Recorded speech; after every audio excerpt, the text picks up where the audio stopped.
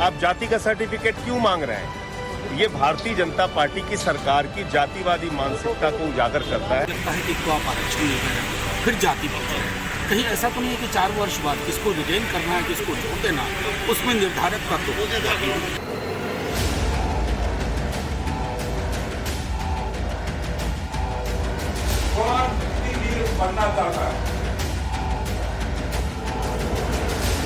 जबरन लोगों के मन में शंका उत्पन्न करने का प्रयास ये आम आदमी पार्टी और कांग्रेस पार्टी समय समय पर करती रहती है। जो पहले व्यवस्था थी माने आजादी के पहले से वही व्यवस्था अब तक भी चली आ रही है, उसमें कहीं पर कोई परिवर्तन नहीं हुआ। हमें भारत के आत्मविश्वास, हमारी आत्मनिर्भरता को चुनौती देने वाली ताकतों के विरुद्ध भी युद्ध तेज करना है।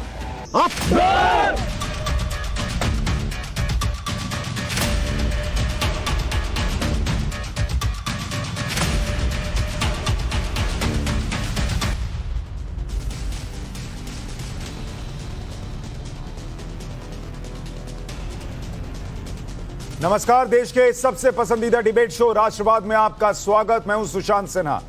राष्ट्रवाद यानी देश से बढ़कर कुछ नहीं। और आज जब बात देश की, तो राष्ट्रवाद में बात प्रधानमंत्री नरेंद्र मोदी और देश के खिलाफ झूठे प्रचार और प्रोपेगेंडा। क्या नरेंद्र मोदी को राजनीति का मुकाबला करने में जो विपक्ष विफल है, अब झूठे प्रचार और प्रोपेगेंडा का सहारा ले रहा है? क्या सरकार को बदनाम करने के लिए सीरियल झूठ बोले जा रहे हैं? क्या बार बार झूठे आरोप लगाकर विपक्ष देश का नुकसान नहीं कर रहा? यह सवाल इसलिए क्योंकि कल पीएम मोदी ने एक बड़ी बात कही। पीएम ने कहा कि भारत के खिलाफ प्रोपेगेंडा और गलत सूचनाएं फैलाई जा रही हैं। सबसे पहले पीएम मोदी का वो बयान सुनिए, फिर आपको सिलसिलेवार तरीके से विपक्ष के आरोपों के बारे में बताऊंगा और उसका सच क्या है बताऊंगा, वो भी समझाऊंगा।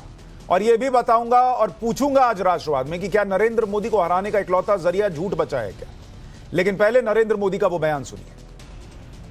हमें भारत के आत्मविश्वास को, हमारी आत्मनिर्भरता को चुनौती देने वाली ताकतों के विरुद्ध भी युद्ध तेज करना है। जैसे जैसे भारत ग्लोबल स्टेज पर पद को स्थापित कर रहा है, खुद को स्थापित कर रहा है, वैसे वैसे मिस इन्फॉर्मेशन, डिसइन्फॉर्मेशन, अपप्रचार के माध्यम से लगातार हमले हो रहे हैं। इंफॉर्मेशन को भी हथियार बना दिया गया है जी।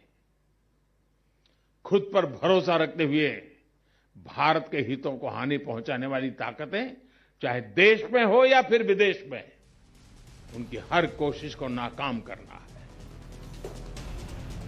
प्रधानमंत्री गंभीर बात कह रहे हैं और इसकी चर्चा हमने राष्ट्रवाद में पहले और न्यूज की पाठशाला में भी कई बार गाए बगाए की है कि कैसे देश तरक्की कर रहा है, ये कुछ लोगों को रास नहीं आ रहा। और इंटरनेशनल ताकतें हों या देश के अंदर राजनीतिक साजिश हो, सब कुछ ना कुछ प्रयास कर रहे हैं कि कैसे देश को अस्थिर किया जाए। और इसके लिए कई बार झूठ का सहारा लिया जाता है। मैं आपको एक एक कर विपक्ष के कुछ दावे बताता हूं। सबसे पहले अग्निपथ योजना की बात करता हूं, जिसके बारे में आज देश भर में युवाओं को भड़काया गया, खूब हंगामा हुआ। लेकिन जब यह शांत हो गया तो अब सेना पर भर्ती प्रक्रिया में जाति पूछने का आरोप लगा दिया गया। दावा किया गया कि देश में पहली बार सेना भर्ती में जाति पूछी जा रही है।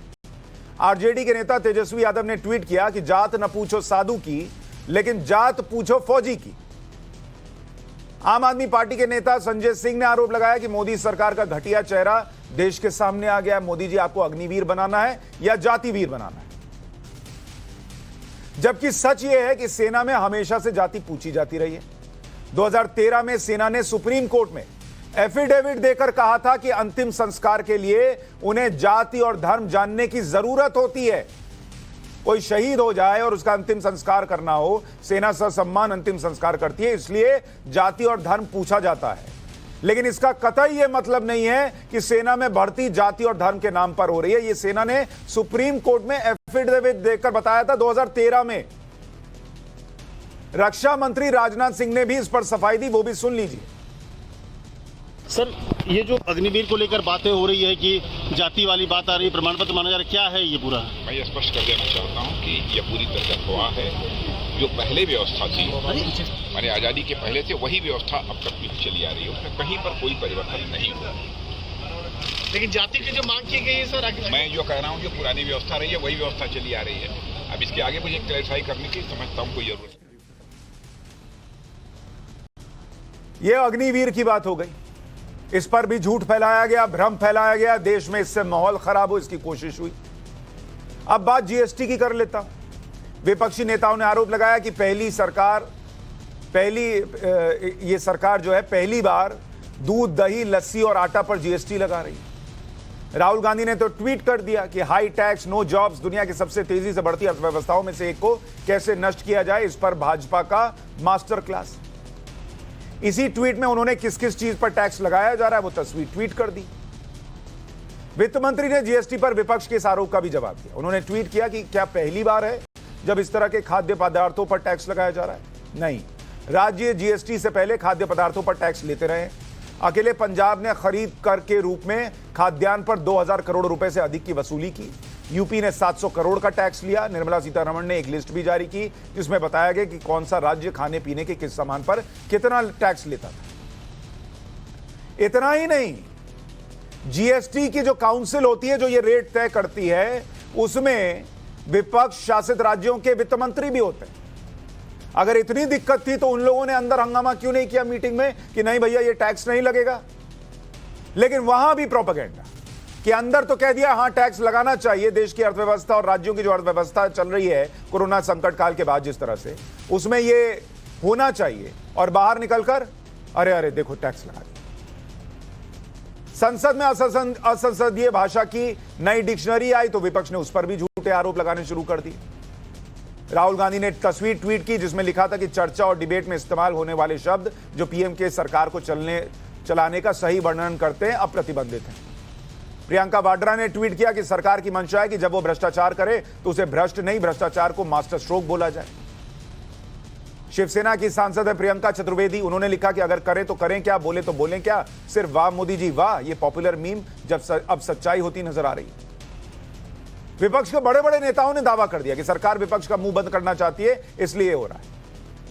जबकि सच क्या था कि 1954 से असंसदीय भाषा की डिक्शनरी बनती आ रही है। लोकसभा अध्यक्ष ने भी साफ किया कि कोई कुछ भी बोल सकता है, किसी को बोलने से या किसी शब्द के इस्तेमाल से रोका नहीं गया है। एक बार वो सुन लीजिए। और ऐसे ही शब्द जो है अनपार्लियामेंट्री जो डायरी बनती थी, ये यूपीए के जमाने में भी होती थी और उससे पहले भी होती थी। एक बार ओम बिरला को सुनिए। उसको अधिकार अभिव्यक्ति है, वो मर्यादा से बोलेगा तो देश देखेगा, अमर्यादित बोलेगा तो देश देखेगा। लेकिन जो अमर्यादित है, जो रिकॉर्ड में नहीं जाना चाहिए, जिससे हमारी भविष्य में पढ़ने वाली पीढ़ियों को लगे कि लोकतंत्र के मंदिरों पे ऐसी चर्चा होती थी, इसलिए हम समय समय पर माननीय सदस्यों को जब एक्सपंज करते हैं उसकी कॉपी भेजते हैं। उसके बाद वो कहता है कि आपने मेरे इस शब्दों को एक्सपंज किया। अगर वो आपत्ति करता है तो वो आपत्ति को। इतना ही नहीं, विपक्ष देश पर बढ़ रहे कर्ज को लेकर भी सरकार को रोज घेरता है। आज लोकसभा में कांग्रेस ने देश पर बढ़ रहे कर्जे पर प्रदर्शन भी किया। संसद के अंदर प्ले कार्ड लहराए गए। दावा किया गया कि कांग्रेस शासनकाल में कर्ज की रकम 56 लाख करोड़ रुपए थी, जो बीजेपी के शासनकाल में 139 लाख करोड़ रुपए हो गई। जबकि सच्चाई यह है कि 2006 से 2013 के बीच जब मनमोहन सिंह प्रधानमंत्री थे तो देश पर $270 बिलियन का कर्ज था, और 2014 से 2021 के बीच जब नरेंद्र मोदी प्रधानमंत्री है तो यह कर्ज $160 बिलियन का है। बार बार श्रीलंका का कभी उदाहरण दिया जाता है कि विपक्ष कहता है कि देश जो है वो श्रीलंका बनने जा रहा है। राहुल गांधी ने बाकायदा एक ग्राफ भी ट्वीट किया जिसमें दिखाया गया कि बेरोजगारी, पेट्रोलियम पदार्थ और सांप्रदायिक हिंसा के मामले में भारत श्रीलंका वाली स्थिति में है। यहां भी श्रीलंका वाला एंगल ले आया गया, जबकि सच यह है कि भारत कभी श्रीलंका बन ही नहीं रह सकता अभी के हालात में, क्योंकि श्रीलंका के पास विदेशी मुद्रा भंडार 15,000 करोड़ रुपए का है, भारत के पास विदेशी मुद्रा भंडार 49 लाख करोड़ का है। श्रीलंका के पास गोल्ड रिजर्व खत्म पर है, सोने का भंडार 1.6 टन बचा है, भारत के पास 744 टन है। श्रीलंका की विकास दर का अनुमान 3.1 है। भारत दुनिया में सबसे तेजी से बढ़ने वाली विकास दर हासिल कर रहा है 8.2%। श्रीलंका की महंगाई 54% पे है, भारत में 7.5% के आसपास है। कोई लेना देना नहीं श्रीलंका से, लेकिन फैलाया जा रहा है कि भारत श्रीलंका बन रहा है। इसके अलावा भी बहुत से ऐसे मुद्दे हैं जिस पर विपक्ष ने सरकार पर आरोप तो लगाए, लेकिन सच साबित नहीं होता। विपक्ष ने नए संसद भवन पर लगे अशोक स्तंभ पर झूठ फैलाया, सीए पर झूठ फैलाया, किसी कृषि कानून पर झूठ फैलाया, राफेल डील पर झूठ फैलाया। न जाने कितनी बार कितने मुद्दों पर झूठ बोले गए। इसलिए आज राष्ट्रवाद में सवाल है कि विपक्ष का एजेंडा मोदी के खिलाफ सिर्फ प्रोपेगेंडा रह गया है क्या अपने ही झूठ के चक्र में फंस गया है विपक्ष? नरेंद्र मोदी के खिलाफ विपक्ष के कितने झूठे प्रचार और झूठे आरोपों से मोदी की सियासत का मुकाबला होगा और नरेंद्र मोदी को झूठ से हराएगा क्या विपक्ष? इस पर चर्चा करने के लिए अवधेश कुमार वरिष्ठ पत्रकार हमारे साथ हैं, संगीत रागी राजनीतिक विश्लेषक हमारे साथ जुड़ रहे हैं, प्रेम कुमार जी राजनीतिक विश्लेषक हमारे साथ हैं और कपिल मदान राजनीतिक विश्लेषक जुड़ रहे हैं। आप सभी का बहुत बहुत स्वागत है। प्रेम कुमार जी, अब लेटेस्ट से शुरू करते हैं कि सेना में जाति पूछी जा रही है, यह पहली बार हो रहा है, जाति में बांटा जा रहा है, यह आरएसएस कर रही है, ओबीसी पिछड़ों को सेना से बाहर करने के लिए हो रहा है, जबकि यह परंपरा तो बहुत पुरानी है। तो क्या झूठ के जरिए ही विपक्ष को लगता है नरेंद्र मोदी को रोका जा सकता है? कोई मुद्दा नहीं दिख रहा तो गलती तो सारी विपक्ष की ही है और विपक्ष तो हमेशा से कमजोर रहता है। अगर मजबूत रहता तो सत्ता में होता, तो विपक्ष तो कमजोर होता ही है। लेकिन बात यह कि जो बात सफाई के तौर पर कही गई है कि अंग्रेजों के जमाने से ये चला आ रहा है, राजनाथ सिंह जी बोल रहे हैं, आपने दिखाया अभी, तो सवाल ये है कि ये अंग्रेजों के जमाने से चला आया है तो क्या इसको चले जाते रहने देना चाहिए? अगर आप मानते हैं कि ये गलत है तो बोलिए गलत है, अगर मानते हैं कि सही है और जारी रहना चाहिए, जाति पूछी जानी चाहिए, तब फिर कहिए कि जाति पूछी जानी चाहिए। तो ये बोलने से बीजेपी को क्यों संकोच है कि जाति पूछना गलत है और जो परंपरा अंग्रेजों के जमाने से उसको बदलनी चाहिए? तो बहुत अच्छा अवसर है कि विपक्ष मौका दे रहा है आपको कि आइए वो करेक्शन कीजिए जो कांग्रेस के जमाने में नहीं हुआ, जो 70 साल में नहीं हुआ। आइए सेना में जाति पूछना बंद करें। तो इसको पॉजिटिव भाव से लेने की जरूरत है कि विपक्ष को मजबूत करने की जरूरत है। अगर समस्या ये है कि सेना में जाति पूछी क्यों जा रही है और अंग्रेजों के जमाने से चले आ रहे सिस्टम को बदलना है, तो विपक्ष को अगर इतनी चिंता थी तो ये अग्निवीर आने के पहले या जब 10 साल यूपीए की सरकार थी या और समय भी कईयों की सरकार थी, उसी वक्त पहले तो इस चिंता पर काम कर लेते, पहली बात। और दूसरी बात, आज भी मान लीजिए आज भी चिंता है, तो मुद्दा ये उठाइए कि ये इतने साल से खराब चीज चली आ रही है, इसको बदलना चाहिए। मुद्दा क्या बनाया जा रहा है कि देश की सेना में पहली बार लोगों की जाति पूछी जा रही है, कैंडिडेट्स की जाति पूछ रही है। अब ये तो झूठ है ना सर, ये मुद्दा नहीं है, ये झूठ फैलाया जा रहा है। सुशांत जी, चलिए मान लेते हैं कि विपक्ष जो बोल रहा है गलत तरीके से बोल रहा है ना, तो बीजेपी तो सही तरीके से सोच रही है ना। आइए बदल दीजिए जो जाति व्यवस्था चल रही है। सर एजेंडा ही गलत हो गया ना, एजेंडा ये है ही नहीं कि बदलना है। विपक्ष का एजेंडा ये हो गया कि झूठ बोलना है और देश में आग लगानी है, फिर और क्या करना है? फिर हम भी दूसरी बात बोलेंगे कि किसका एजेंडा झूठ बोलना है। पहले सुनिए, सेना की तरफ से जो बताया गया कि अंतिम संस्कार के लिए इसका इस्तेमाल हुआ जाता है, पूछा जाता है। अंतिम संस्कार के लिए जाति पूछी जाती है क्या? धर्म पूछा जाता है, जाति पूछने की कहां जरूरत होती है अंतिम संस्कार? अरे भाई, मैं तो कह रहा हूं कि मैं आपकी सारी बात मान गया। मैं दूसरी चीज कह रहा हूं। संगीत रागी जी, मुझे ये बताइए कि अगर विपक्ष को वाकई इस बात से चिंता है कि जाति क्यों पूछ ले रहे हैं फौज में, और ये अभी एक एग्जांपल है, 10 एग्जांपल मैंने बताया कि हर बार कैसे प्रोपेगेंडा होता है, झूठ फैलाया जाता है, लेकिन अभी सिर्फ अग्निवीर पर हूं, फिर आगे दूसरों पर आऊंगा कि अगर इतनी चिंता थी तो अपने समय भी कर लेना था, बदल देना था, हटा देना था। और अभी भी चिंता है तो बोलिए कि भाई ये मत कीजिए, इस सिस्टम को बदलिए। ये झूठ क्यों फैला रहे हैं कि भाई देखिए फौज में जाति पूछ रहे हैं और ओबीसी और पिछड़ों को जो है वो हटाना चाहते हैं, आरएसएस निकालना चाहती है, इसलिए हो रहा है।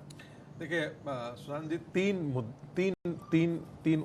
तीन बातें मैं कहना चाहूँगा। पहली बात तो इस देश में आपको महार रेजिमेंट भी है, जाति के आधार पर रेजिमेंट भी इस देश में है, और ये बहुत पहले से चला आ रहा था, कांग्रेस ने उसको कंटिन्यू किया है। दूसरी बात आप देखिए कि एक तरफ तो आप कहते हैं कि आपने जाति क्यों कहाँ पूछा, सेना में आप जाति क्यों पूछ रहे हैं, दूसरी तरफ जो है वो जाति के आधार पर बाकी सारी जगह पर आप आरक्षण की मांग कर रहे हैं, जहाँ स्पेशलाइज्ड इंस्टीट्यूशन है वहाँ भी आरक्षण की मांग कर रहे हैं और जाति का एक कॉलम हो जाता है। सबसे बड़ी बात है, मुझे तो एक और इसमें एक कॉन्स्पिरेसी दिखाई दे रही है, और वो कॉन्स्पिरेसी ये है जिसका एग्जामिनेशन किया जाना चाहिए कि क्या 2013 में कांग्रेस पार्टी जो है जिस सरकार का सत्ता का नेतृत्व कर रही थी वो जातीय पार्टियों के द्वारा, रीजनल जातीय छत्रपों के द्वारा जो सत्ता में कायम थी, उसी के इशारे पर तो सेना जाकर के सुप्रीम कोर्ट में एफिडेविट नहीं साइन की, क्योंकि जातियों के सोनिया गांधी का तो एजेंडा रहा है, कांग्रेस पार्टी का तो एजेंडा रहा है इस देश के हिंदू समाज को किस प्रकार से जातीय खेमों में तोड़ो।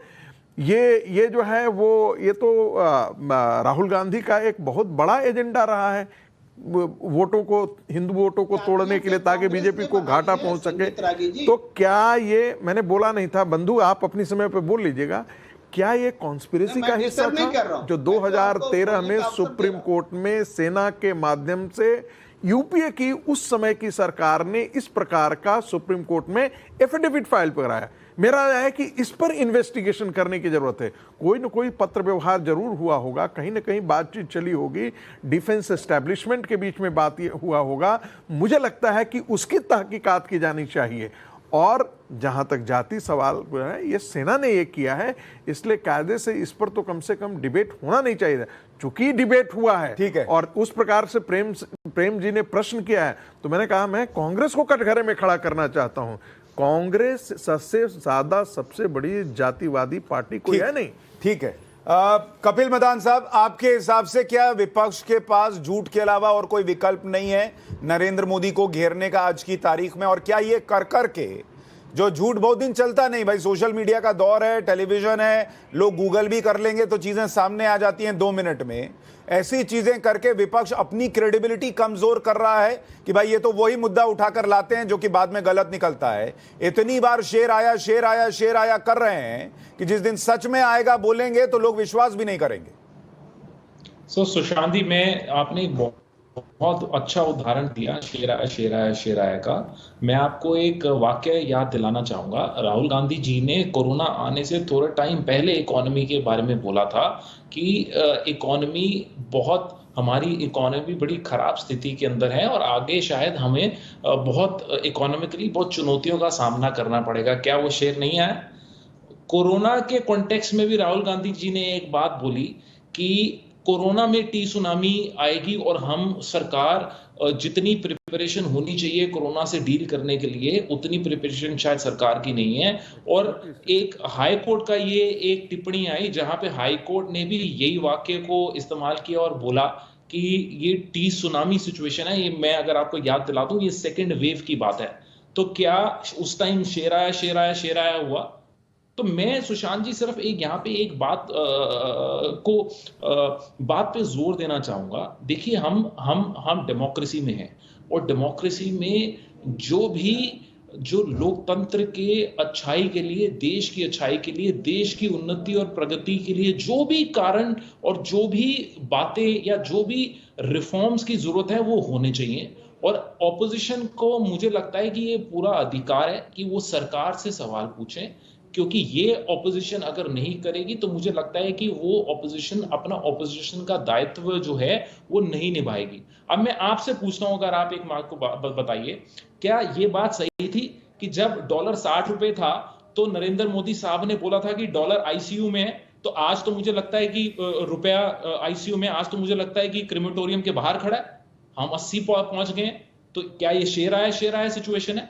तो देखिए, आप ठीक है, सब चंगा सी आप मान लें इन्फ्लेशन है, अब ठीक है, इन्फ्लेशन के बारे में बात नहीं करनी, अनएम्प्लॉयमेंट रेट के बारे में बात नहीं करनी, बेरोजगारी इतनी है उसके बारे में बात नहीं करनी, हमारी जीडीपी के बारे में बात नहीं करनी। तो ठीक है, आपको अगर सरकार को बात अल्टीमेटली करनी सिर्फ हिंदू मुसलमान की बात करनी है और पोलराइजेशन का ध्रुवीकरण। कपिल भाई, देखिए, मैंने आपको बीच में कहीं नहीं टोका कि आपके मन में गुरेज ना आए कि भाई मुझे बोलने नहीं दिया और मुझे बीच में टोक दिया, लेकिन बहुत सारी बातें आपने कही। आपने कहा कि राहुल गांधी ने कहा था, राहुल गांधी ने कोरोना के वक्त कह दिया था कि भाई अर्थव्यवस्था जो है वो बुरी स्थिति में।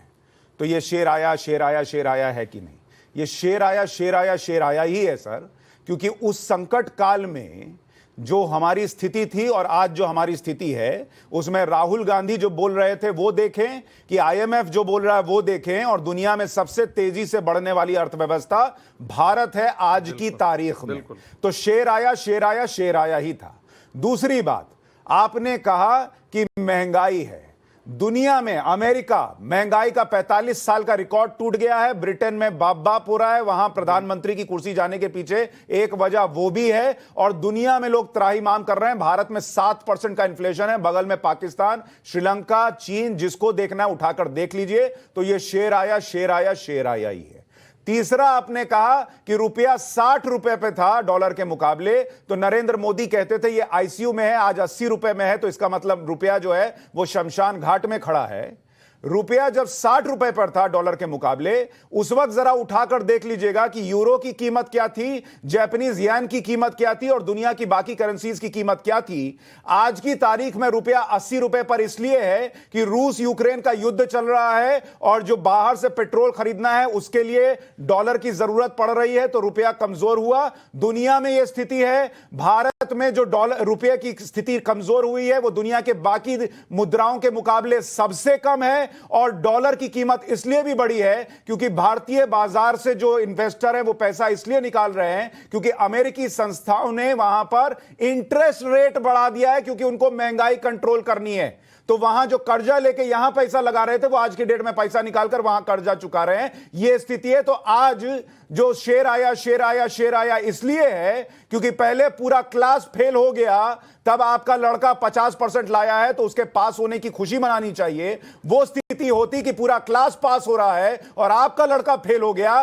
तो लड़के में कमी है, इसलिए चर्चा होती थी। एक सुशांत जी, एक छोटी सी टिप्पणी। तो सुशांत जी, मैं एक 30 सेकंड एक छोटी टिप्पणी। रागी साहब, फिर अब अवधेश जी आ रहा हूं आपके पास। आप मदान जी, आप टिप्पणी कीजिए। 1 सेकंड, बस 30 सेकंड दूंगा आपको दूंगा 30 सेकंड। रागी साहब, फिर अवधेश। मुझे एक छोटी सी टिप्पणी करने की इच्छा कर रहे हैं। राहुल गांधी इतने ही सर्वज्ञानी हैं कि उनको कोरोना के बारे में भी पहले से आभास था कि ये कितना खतरनाक है।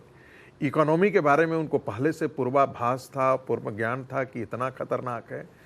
ये सारे काम, अच्छाइयाँ वो अपनी पार्टी के समय क्यों नहीं कर लिए थे? ये सारा ज्ञान जो है वो अपनी पार्टी बचाने में यदि 10% भी वो कामयाब हो जाते, अपनी पार्टी के तो 13वीं का संस्कार करने पर तुले हुए हैं। यदि उसको, ज्ञान का मतलब क्या है? ज्ञान का मतलब है हम अपना भी संवर्धन करें और बाहर भी संवर्धन करें। नहीं, और इतना कुछ है तो पार्टी में जिम्मेदारी उठाएं, पार्टी में जिम्मेदारी से भाग रहे हैं और देश में क्या करना है वो बताते हैं। चलिए कपिल भाई छोटे में बोलिएगा, फिर अवधेश जी के पास भी जाना है जी। देखिए, मैं सुशांत जी, आपने बोला कि सारी क्लास फाइल हो रही है। आज की स्थिति हमारी ये है कि आपका बच्चा अगर फेल हो रहा है तो आप पड़ोसी के बच्चे पे इल्जाम लगा रहे हैं कि हमारा बच्चा इसलिए नहीं पढ़ रहा क्योंकि पड़ोसी परफॉर्म नहीं कर रहा। ये जो आपने ज्ञान दिया कि दूसरे मुल्कों जो करेंसी है उसके मुकाबले, अरे हमारी अर्थव्यवस्था के विजावी आप डॉलर को देखेंगे ना, उसके संदर्भ। अरे भाई, मैंने आपको इसलिए दूसरे देशों का बताया सर कि ग्लोबल क्राइसिस है कोरोना के संकट काल के बाद और रूस और यूक्रेन के युद्ध के बाद। आप आंख बंद कर लीजिएगा और कहिएगा कि हमको बहुत चमचम रहना है और दुनिया बर्बाद हो जाए तो बर्बाद हो जाए, वैसे नहीं होता। दुनिया के हिसाब साथ चलना पड़ता है। दोनों देखिए मदान जी, आप दो गलत चीजों की तुलना कर रहे हैं। हमारा बच्चा फेल कर जाए और दूसरा बच्चा पास कर जाए, ये उसके अपनी अपनी पढ़ाई पर निर्भर है। लेकिन जिस चीज को सुशांत जी कह रहे हैं कि हमारा डॉलर क्या है, ये पूरा ग्लोबल मार्केट से जुड़ा हुआ है, ग्लोबल फैक्टर है जिसके अंदर हम ये बात कर रहे हैं। तो तुलनात्मक तौर पे भारत के अंदर जो घटना घटती है उसका इंपैक्ट ब्रिटेन में होता है। यदि रूस यूक्रेन में युद्ध चल रहा है तो उसका, तो इसलिए ये तुलना जायज है। लेकिन डॉलर रुपया वाला आपका लड़का फेल कर जाए, दूसरा पास हो जाए, वो उनकी पढ़ाई अपनी अपनी गति से है सर, उसमें उसका कोई लेना देना नहीं है। मैं पाठशाला में पूरा बताने वाला हूं रुपया डॉलर वाला, तो वो भी लोग देख लेंगे। लेकिन अवधेश जी, पहले आपको ले आता हूं। ये विपक्ष झूठ बोलकर अगर नरेंद्र मोदी को घेर रहा है और वो मुद्दे एक दिन में, आधे दिन में, 1.5 दिन में एक्सपोज हो जा रहे हैं, तो विपक्ष अपना नुकसान कर रहा है या यही धीरे धीरे धीरे धीरे करते करते वो 2024 में नरेंद्र मोदी को रोक लेगा? देखिए, भारत के ज्यादातर विपक्ष ने अगर ये तय कर लिया है कि हमको हर हाल में अपनी राजनीतिक आत्महत्या कर लेनी है, तो हम और आप उसको नहीं बचा सकते। मैं आपके प्रश्न के उत्तर के शुरुआत में यही से करूंगा। कल हम एक डिबेट भी कर रहे थे, आपने देखा कि 1967 से देश में विपक्ष आगे बढ़ा है। पहले तो कांग्रेस का वर्चस्व था, उस समय से लेके आज तक के राष्ट्रपति चुनाव में इतने पैमाने पर पार्टियों के नेताओं ने विद्रोह करके, क्रॉस वोटिंग को मैं विद्रोह करता हूं नेतृत्व के निर्णय के खिलाफ, ये केवल क्रॉस वोटिंग नहीं थी, और बाहर आके द्रौपदी मुर्मू के पक्ष में वोट दिया। ये क्या बता रहा है? ये बता रहा है, ये विद्रोह का अर्थ यही था ना कि आप जो निर्णय कर रहे हैं, जो बता रहे हैं सरकार के बारे में, हम उससे सहमत नहीं है। तो ये संकेत है विपक्ष के लिए कि अगर आपने अपने आप को ठीक से नहीं संभाला, ठीक से नहीं समझा, तो आपकी पार्टियां भी जा सकती थी। नरेंद्र मोदी की हार जीत तो दूसरी तरफ हो गई है, यहां तक हमारा विपक्ष पहुंच गया है। दूसरी बात, हमारे देश में आपने अभी तर्क दे दिया, मदान साहब के पास कोई तर्क नहीं था। इस देश में जब से नरेंद्र मोदी चाहे गुजरात के मुख्यमंत्री बने हो, यहां बने हो, एक डिसीजन अभी सुप्रीम कोर्ट ने भी दिया है, जिसने कहा है कि 2002 के बाद से झूठे हलफनामे, झूठे तथ्य, झूठे गवाही के आधार पर अभियान चलाया गया और इन सब के खिलाफ जांच होनी चाहिए, और जांच शुरू हो गई है।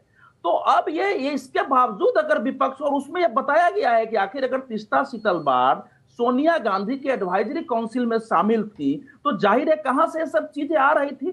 तो ये समझ इनको नहीं आ रही है कि जनता भी इस झूठ को देख रही है। अगर हम कह रहे हैं कि देश की इकोनॉमी खत्म हो गई, आदमी को कोई कष्ट है नहीं, तो स्वीकार कैसे करेगा?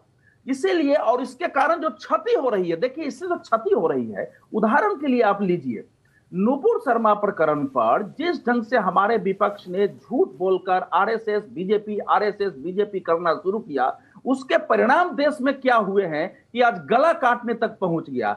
गुजरात के दंगों के बाद जितने आतंकवादी देश में, मैं सीरियस बात कह रहा हूं, 2013-14 तक जितने आतंकवादी हमले में आतंकवादी पकड़े गए, सब ने कहा कि जो हमने स्टेटमेंट्स देखे, जो वीडियो देखे गुजरात के, उससे हमारे अंदर गुस्सा पैदा हुआ और हमने टेररिस्ट अटैक किए, और सारे वीडियो बना बना के तीस्ता सीतलवाड़ उनके लोगों ने दुनिया भर में प्रचारित किया था। तो इसीलिए मैं कह रहा हूं कि अब हम लोग बड़े राजनीति के स्तर पर देख रहे हैं, विपक्ष तो जाएगा ही जाएगा, लेकिन देश को जितना नुकसान पहुंचा देगा, जो बड़ा खतरा उत्पन्न कर देगा, जो चुनौतियां पेश कर देगा, उसकी भरपाई कठिन होगी। ठीक है, ठीक है, एक मिनट कपिल जी, मैं आपका ऑडियो ठीक करा रहा हूं। प्रेम कुमार जी, मुझे ये बताइए कि अभी एक ट्रैक मैंने बताया, ट्रैक रिकॉर्ड आप देखिए। राफेल, विपक्ष ने इतना हंगामा किया राफेल के मुद्दे पर, सुप्रीम कोर्ट से आ गया, सब क्लीन चिट मिल गया। उसके बाद विपक्ष की खुद की क्रेडिबिलिटी क्या बची? आपने कहा कोरोना काल में ताली पिटवा दिए, प्लेट पिटवा दिए, ये करवा दिए, वो करवा दिए। दुनिया की बड़ी बड़ी एजेंसीज ने कहा कि भैया इन्होंने जिस तरीके से हैंडल किया वो तारीफ के काबिल है। आज की डेट में जो हम जिस तरह से खड़े हैं और जो हमारी अर्थव्यवस्था ऊपर जा रही है, जो कोई नहीं कर पा रहा, वो आज की स्थिति में सामने है लोगों के। और दूसरे जितने मुद्दे हैं, मुझे ये बताइए, ये चीज अगर अभी राष्ट्रपति चुनाव में यशवंत सिन्हा को सिर्फ इसलिए उतारा गया कि कुछ भी ऐसा हो जाए कि मतलब नरेंद्र मोदी को कहीं से नीचा दिखा दे, और उसमें यशवंत सिन्हा की भी अपनी छीछा लेदर हो गई, और कल को अगर वोटिंग के बाद पता चलेगा 60% से ज्यादा वोट मिला तो विपक्ष की छीछा लेदर होगी।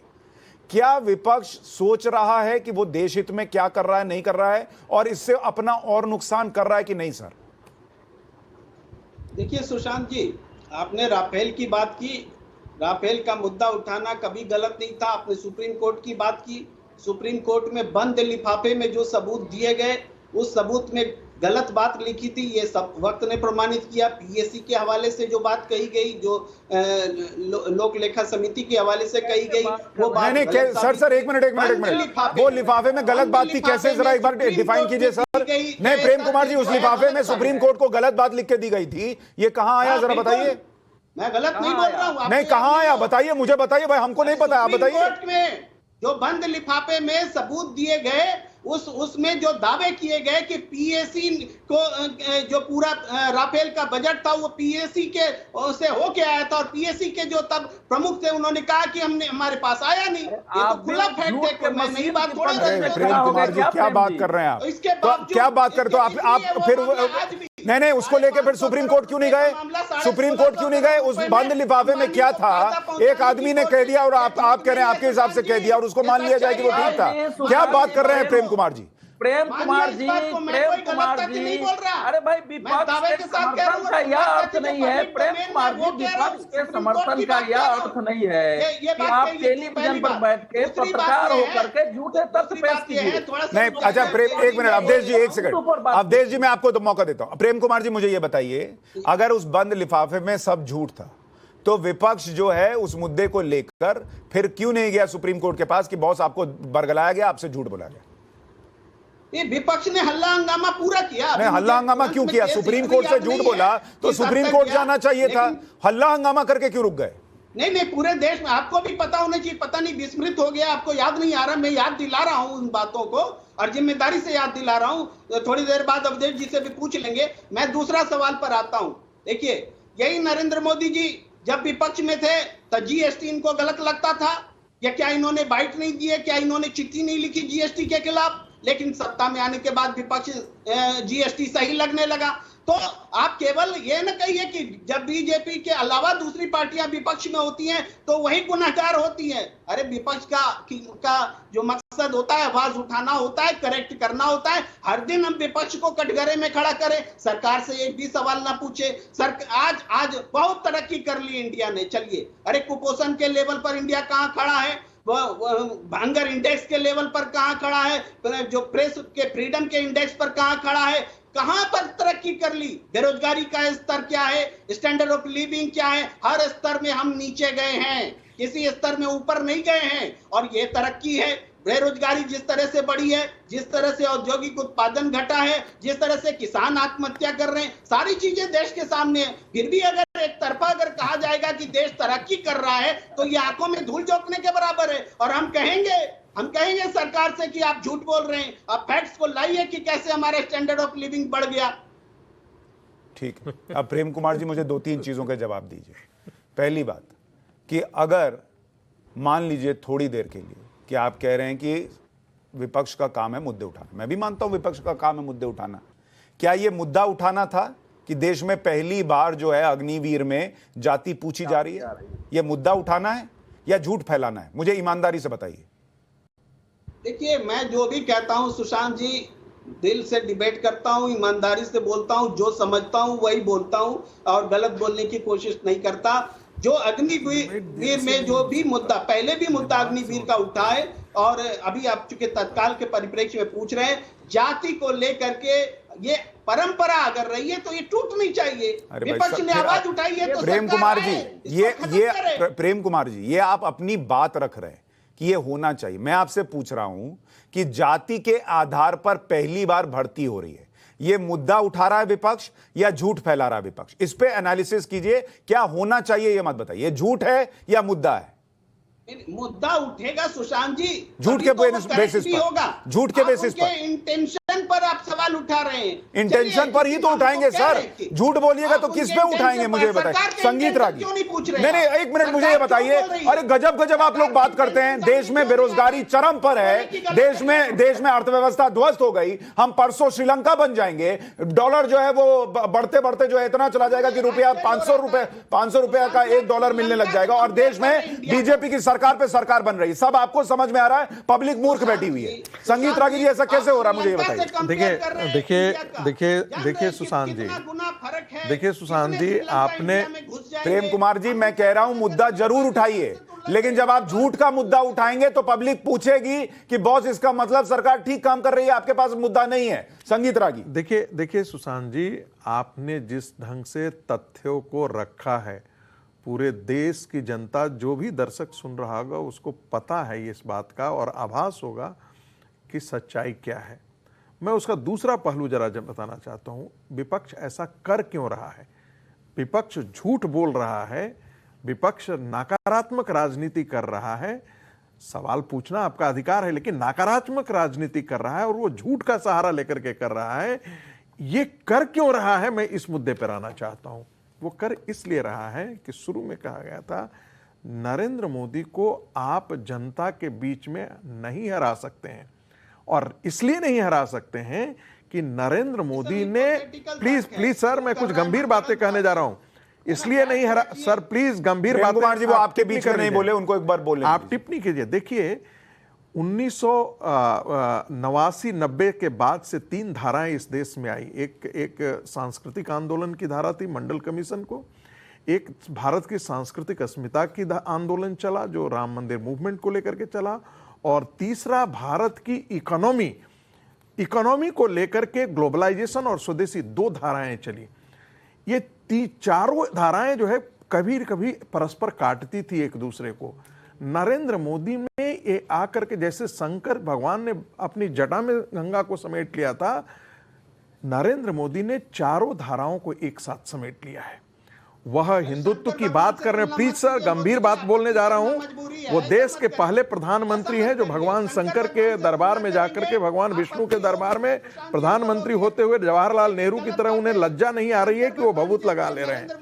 वो सांस्कृतिक अस्मिता के भी संबोधन है, दूसरी तरफ वो स्वदेशी के भी संबोधन है, वो रोज मेड इन इंडिया की बात कर रहे हैं। और तीसरी बात देखिए कि जो महिलाएं, दलित, पिछड़े वर्ग के लोग जो अपनी अस्मिता के लिए सूर्यास्त का इंतजार करते थे, जिनकी महिलाएं घरों से बाहर शौचालय आ जाता तो दिन भर वो पकड़ करके रखती थी कैसे सूर्यास्त हो, जिनके घरों में चूल्हे नहीं जला पाते थे उनके राशन की व्यवस्था, जिनके घर नहीं थे उनके लिए छत की व्यवस्था, जिनके घर में शौचालय नहीं थे उनकी शौचालय की व्यवस्था। मैं इसीलिए कहता हूं कि सांस्कृतिक आंदोलन, सामाजिक आंदोलन और आर्थिक आंदोलन, पहली बार ऐसा हो रहा है कि भारत का manufacturing sector, defence manufacturing sector 13,000 crore का एक्सपोर्ट कर रहा है। अरे आप तो चाइना से, कांग्रेस थी तो चाइना के समय चाइना के बॉर्डर पर इंफ्रास्ट्रक्चर नहीं ये करती थी। ये किसी हॉर्सेस माउथ से मैं नहीं बोल रहा हूं, ये डिफेंस के बहुत बड़े एस्टेब्लिशमेंट के लोगों से बातचीत से बोल रहा हूं। उन्होंने कहा कि, और ये तो आपके पार्लियामेंट के अंदर कहा गया है सर, डिफेंस मिनिस्टर ने कहा है। ठीक है, आज जाकर के बॉर्डर पर इंफ्रास्ट्रक्चर देखिए, आपको पता लगेगा भारत क्या परिवर्तन आया है। यही नया भारत है जिसे आपको समझ में नहीं आ रही है। और नरेंद्र मोदी को आप इसलिए नहीं परास्त कर पा रहे हैं, इसलिए ये ना के ना प्रकारे ना झूठे आरोपों का सहारा ले रहे हैं, विदेशी ताकतों का सहारा ले रहे हैं, झूठे लोगों का सहारा ले रहे हैं, विदेशी पैसों का सहारा ले रहे हैं। ये बहुत बड़ा दुर्भाग्य। ठीक है, ठीक है। भगवान शंकर जी की तुलना, अरे भाई, भगवान शंकर जी की तुलना नरेंद्र मोदी से नहीं कर रहे हैं। अरे भाई, वो तुलना नहीं की है सर। मैंने कहा भगवान शंकर ने जैसे जटाओं में अपने गंगा को ये समेट लिया था, कह दे कि कोई देश की 4 धाराओं को विष पी रहा है, शंकर जी, शंकर सर कोई विष पी ले रहा है तो इसका मतलब वो शंकर जी थोड़ी हो जाएगा। प्रेम कुमार जी थोड़ा यही देखिए, आप भी वही वैसा ही मुद्दा बना रहे हैं जैसा विपक्ष बनाता है। कायदे से इनको फैक्ट पर काटिए ना भाई, मैं कहाँ मना कर रहा हूँ। चरित्र भी लेकर के देखिए, व्यक्त करने के लिए अभिधा होता है, लक्षणा होता है और व्यंजना होता है। 3 प्रकार से व्यक्त किया सर, अभिधा, लक्षणा, व्यंजना। बोल दूं तो फिर आप में आग लग जाए पूरे पैनल। नहीं, एक मिनट, आपको मैं आज पैनल का अग्निवीर बनाता हूं। आप लगाइए अग्नि, बताइए क्या आग लगाएंगे, सुने जरा। नहीं, मैंने आग लग क्या रही है आपके दिल में, तो ज्वाला ही नहीं धधक। अरे आप जलाइए ना भाई। अरे आग लग नहीं रहे, राहुल गांधी बोलकर आए केरोसिन फेंका हुआ है पूरे देश में। आप माचिस मार के तो देखिए, पैनल में ही आग लगाइए, बोलिए, सुने जरा क्या आग लगा रहे हैं आप। आज हम भी तय करके आए हैं कि प्रतिक्रिया नहीं करेंगे। बुझे हुए जो केरोसिन है, बुझे हुए जो है, उसमें आग नहीं लग रही है, बताइए ना। केरोसिन तो बुझा ही हुआ होता है, माचिस आग लगा के। आग राहुल गांधी के अंदर लगा हुआ है, बाकी जनता तो खुश है, उस पर पेट्रोल वो नहीं ये कर रहा है। आग राहुल गांधी के अंदर लगा हुआ है और आग उनके अंदर लगा हुआ है। कपिल जी का ऑडियो थ्रू हो गया। एक मिनट, मैं एक और एग्जांपल देता हूं। कपिल भाई, मैं एक और एग्जांपल देता हूं। कपिल भाई, एक और एग्जांपल। मैं एग्जांपल से पूछ रहा हूं।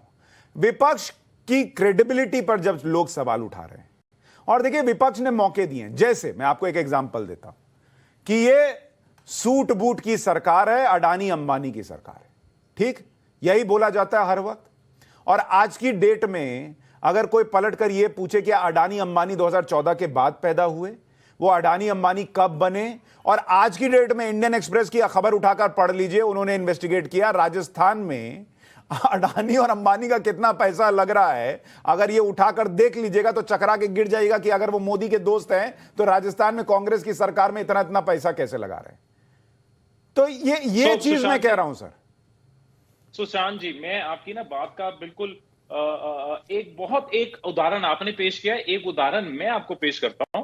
अभी श्रीलंका से एक रिपोर्ट आई जहां पे ये एक आरोप लगा कि सरकार ने दबाव बनाया कि वहां का एक टेंडर अदानी को देना है। क्या उस पर इन्वेस्टिगेशन हुई? यहां पे क्या मीडिया ने सवाल पूछे? इस बारे में? तो इसलिए ये बोला जाता है कि ये अदानी और अंबानी की सरकार है क्योंकि आप सवाल नहीं पूछेंगे। अच्छा ना, एक मिनट ना अभी रुकिए। अरे अभी रुकिए, ये लोकसभा थोड़ी ही आप एडजमेंट करा के भाग जाएंगे। अभी रुकिए ना अभी मैं अडानी अंबानी और हम पूछते नहीं है। आप श्रीलंका की रिपोर्ट पर चले गए, मैं आपको जरा देश का बताता हूं।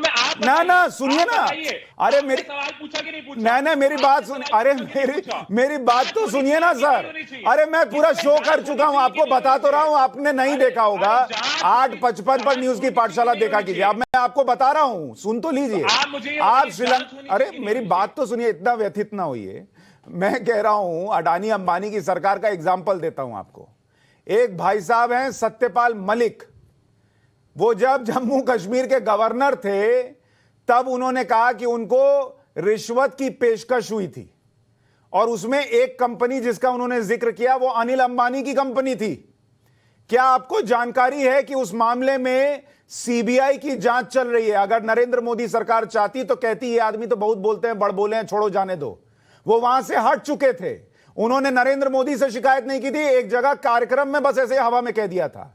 उसकी जांच शुरू हुई, उस मामले में अरेस्ट हो रहा है, उस मामले में देश भर में छापे पड़ रहे हैं। और जिसको कहा जा रहा है, पहली बात तो कि अडानी अंबानी की सरकार होती तो उसको घूस की पेशकश करनी पड़ती, वो तो यहीं से करवा लेता। लेकिन पहले चलिए मान लीजिए घूस देने की बात की, उसके बावजूद उसमें पूरी जांच हो रही है सर। सुशांत जी, एक छोटी सी, आपने सत्यपाल जी का नाम लिया। अरे आपकी सारी बातें तो गलत साबित हो जा रही है। सत्यपाल जी ने एक और इंटरव्यू में गोवा में करप्शन के बारे में बात करी, जांच हुई। मैं आपसे पूछ रहा हूं कि अरे भाई, अब मैंने आपको अंबानी अडानी का अवधेश जी देखिए, मैं इनके जिस गोल पोस्ट में गोल मारता हूं, ये गोल पोस्ट लेके दौड़ जाते हैं दूसरी तरफ, फिर कहते हैं अब यहां मार के दिखाओ, फिर वहां मारता हूं, फिर दूसरी जगह जाते हैं। अवधेश जी, ऐसे खेला नहीं होगा। एक जगह गोल पोस्ट रखिए और वहीं पे गेंद ले जानी रहेगी। कपिल भाई, ऐसे नहीं होगा कि आप गोल पोस्ट उठाकर दौड़ रहे हैं पूरे डिबेट में। अवधेश जी ऐसे नहीं चलेगा। प्रेम जी और मदान जी, देखिए दोनों विपक्ष का प्रतिनिधित्व करने आए हैं, तो विपक्ष का जो चरित्र है, स्वभाव है, वो इनमें समाहित हो गया हुआ है। तो समाहित होने के कारण जिसका उत्तर मिल जाएगा तो एक और उठा के ले आओ, जबकि वो सारी बातें पता इनको। प्रेम जी तो पत्रकार है, इनको बेसिक पता है कि हमारा देश बेहतर स्थिति में है। देखिए मैं ये कहा, आपने आरंभ में ही कहा है कि जब विपक्ष लगातार हर कोशिश के बाद नरेंद्र मोदी को कमजोर करना, हराना तो छोड़िए, अपने पतन और अपने कमजोर होने को ज्यादातर पार्टियां नहीं रुक पा रही हैं, तो उस समय एक संतुलन का मामला हो जाता है हमारे मन के अंदर कि अब संतुलन में हम क्या करें। तो अगर बम का स्ट्राइक हो गया पाकिस्तान में तो नकारो कहीं से आगे बढ़ जाएगा। अगर सर्जिकल स्ट्राइक हो गया तो नहीं, अगर स्वीकार लिया तुमने तब तो यह हो जाएगा कि बाप रे बाप स्वीकार लिया। अगर राफेल को स्वीकार लिया तब तो आवाज उठेगा कि 2006 से जो है हमारे यहाँ विमान क्यों नहीं खड़ा किया गया। तो जो सत्ता में रहा हुआ विपक्ष है उसके अंदर यह भी भय है, क्योंकि हमने ये सब नहीं किया, हमको करना चाहिए था, हमारी नीतियों से समस्या हो गई, तो अब जो हो रहा है उसको कैसे स्वीकार करें।